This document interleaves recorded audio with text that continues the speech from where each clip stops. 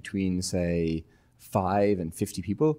I think we are much too consensus-oriented. We, of course, weren't completely consensus-oriented. I mean, we couldn't have gotten anything done if we were, but I think we kind of biased too much in that direction. And I think that's a relatively common mistake, right? There's no particular need for sort of formal decision-making mechanisms, but then you hit 15 people, and now there is. And kind of, I think companies don't adjust quickly enough to sort of that new necessity. Again, very much us included. And so, the higher order piece of advice, and perhaps I'm over extrapolating from our personal experience, but the higher order advice, just kind of reflecting back, would be when you hit a certain size, again, maybe I'm just going to say 10 people for the sake of simplicity. Maybe it's a bit before, maybe it's a bit after. I think you need to kind of adjust more deliberately to this kind of explicit communication model of being sort of quite firmly non-consensus based.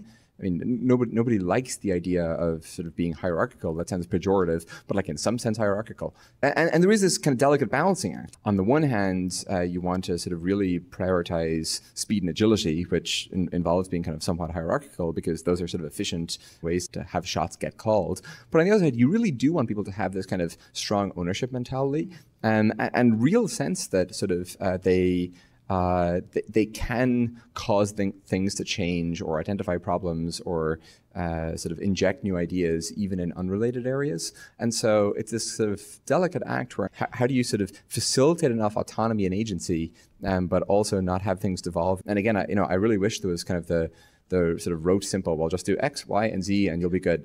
But sort of if such X, Ys, and Zs exist, no one's told me yet.